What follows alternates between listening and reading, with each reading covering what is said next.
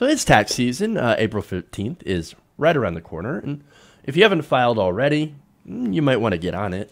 Now, for a lot of you who probably have filed already, most of you may have used something like QuickBooks or TurboTax or, H&R Block. So now, the reason that I bring that up is because apparently these companies have been trying to prevent the government, the IRS, from actually creating their own free program. And in fact, in a gift to lobbyists and corporations, the House of Representatives just passed something called the Taxpayers First Act. Now that is an Orwellian name, as I'm going to explain, because it includes a provision that would bar the IRS from creating a free electronic tax filing program that would compete with these companies. So if you don't like using H&R Block or TurboTax, because they are expensive, and believe me, they are. In fact, for filing regular taxes, it's somewhere from $200 to $300.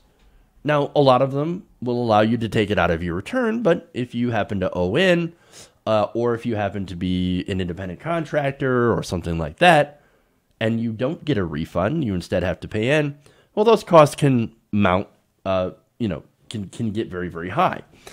So now, if you wanted the IRS, like I said, to create a free version for you to use, again, you would be out of luck if this passes both the Senate and gets signed into law by the president. And it's very likely for it to happen because it is bipartisan. Now, according to Business Insider, the bill passed by a voice vote after being led through the House Committee on Ways and Means by a bipartisan group of lawmakers, many of whom have benefited from campaign donations from these for-profit tax preparation companies. So you have, again, companies like Intuit Software and H&R Block. They are going to be the major winners from this piece of legislation. So now, the thing is here, you and I, okay, we all have to do our taxes by law, right? So the thing is that why do we have to have a system in place where we have to pay to have that done, when the government could actually do it easier and do it for free? It's because there is corporate profits. In fact, during a hearing, I believe it was one of the CEOs of either Intuit or H&R Block, I'm not sure which one, admitting that, yeah, man, look, if the IRS does this free filing service and preparation service, well, then that's going to hurt our profits. We can't compete with that. And so, of course, they got together and they lobbied Congress in order to pass this piece of legislation to the House.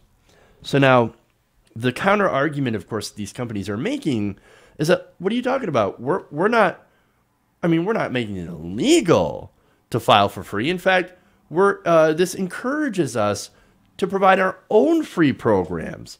In fact, we allow people to file for free all the time if you make it under a certain amount of cash per year. Now, I think that's under $29,000 for a family of four, so not a lot of people qualify for that, because that is basically, you've got to be pretty poor for that. And hey, look, it is America, so there's a lot of people that are under that threshold. And so, nonetheless, most people still end up paying tax preparation fees, usually out of their refunds. And look, for those free programs, look, I've tried to use those programs. They're free up to a certain point.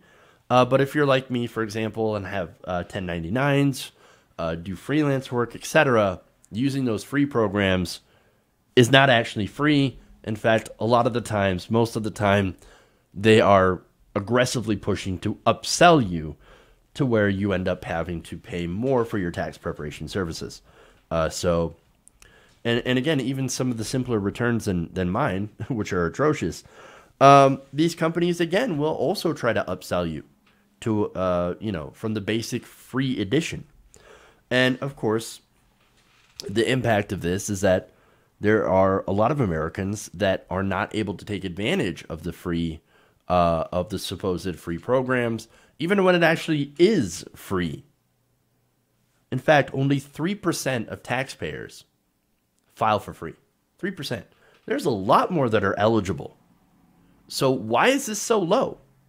Well, ProPublica back in 2018 released a report that sort of answered that question.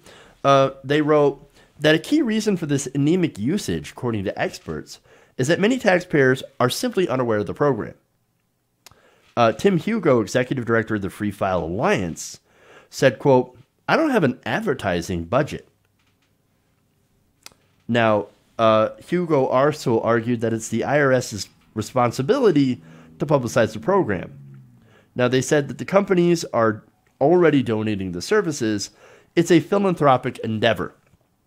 So now, why would the IRS not publicize this and say, hey, look, we're working with Intuit, we're working with H&R Block, so that at least some taxpayers are able to file for free?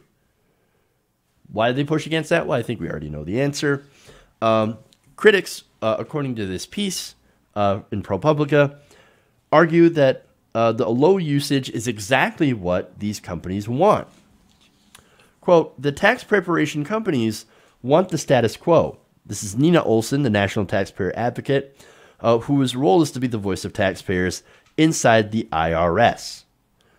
So the status quo means very, very few taxpayers actually take advantage of the so-called free programs, and so most of them end up paying, which makes this $1 billion industry.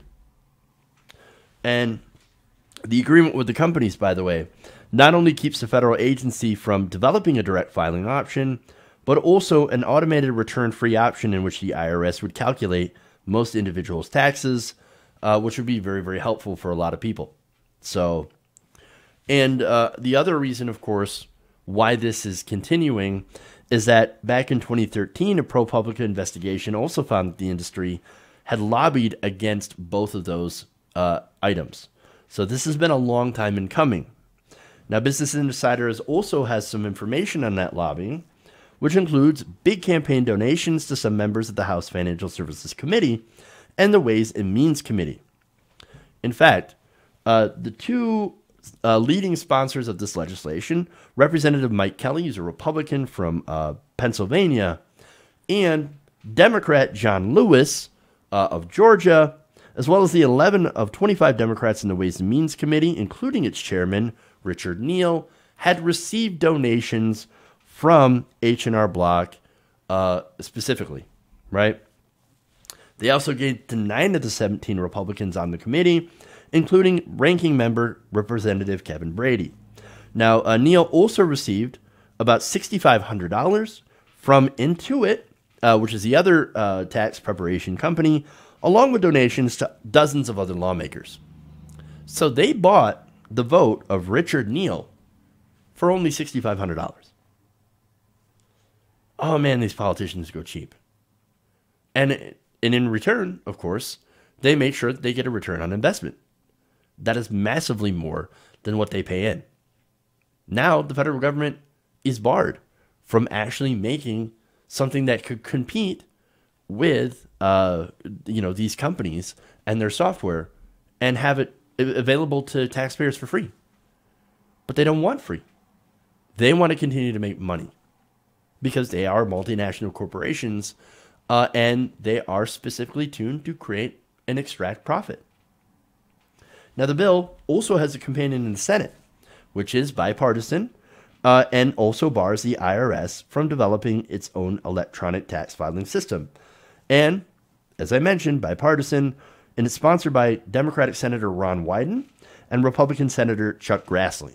So, Wyden, Grassley, also working together to make sure that H&R Block, Intuit, etc., continue to make massive profits and prevent the IRS from making a competitor, which would be free.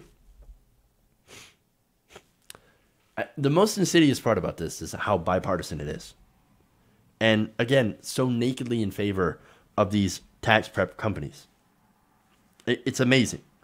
I mean, their agreement is, oh, don't worry.